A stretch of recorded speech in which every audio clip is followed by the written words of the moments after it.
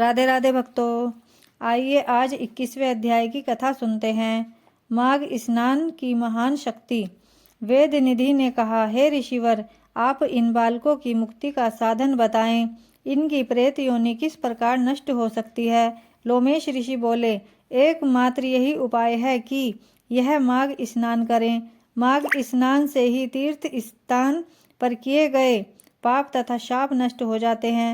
माघ स्नान में महान शक्ति है। यह पवित्र मास है। इस मास में स्नान करने से ही निश्चय ही मोक्ष प्राप्त होता है। प्रयाग संगम में माघ स्नान मोक्ष दिलाता है। बद्री वन में भी माघ स्नान से मोक्ष मिलता है। नर्मदा के जल से माघ स्नान करने से पाप व दुखों का नाश होता है तथा वह शिवलोक को प्राप्त होता है। यमुना में किया गया माघ स्नान पाप मुक्त करके सूर्य में पहुंचाता है। श्री गंगा जी का माघ स्नान विष्णु लोक प्राप्त का श्रेष्ठ साधन है।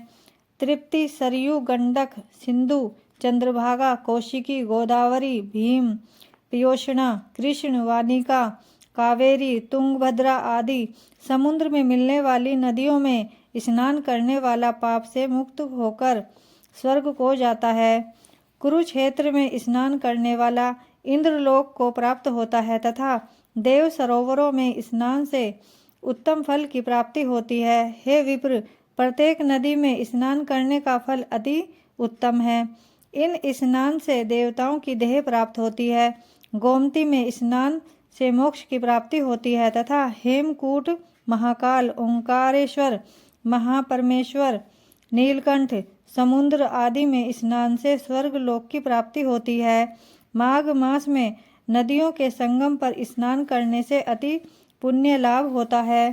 प्रयागराज में संगम स्थल पर स्नान बड़े भाग्य से प्राप्त होता है। 3 दिन लगातार स्नान करने से महापातकर के भी सभी पाप नष्ट हो जाते हैं तथा उन्हें सकल संपदा प्राप्त होती है तथा सूर्य राजसूय यज्ञ के समान फल की प्राप्ति होती है। वीरसेन राजा की कथा। पर्वती नगर में प्रसिद्ध राजा वीरसेन राज्य करता था। उसने नर्मदा तट पर राजसूय यज्ञ किया तथा 16 अश्वमेघ यज्ञ किए। प्रत्येक यज्ञ के पश्चात वे ब्राह्मणों को सहस्त्रों गो, बहुत सा सोना तथा अन्नदान देता था। मूर्ख दुराचारी ब्राह्मणी। यज्ञ की कथा। वीरसेन के साथ ही राज्य में एक कुलविहीन, दुराचारी तथा मूर्ख ब्राह्मण रहता था। वह अत्यंत आलसी था।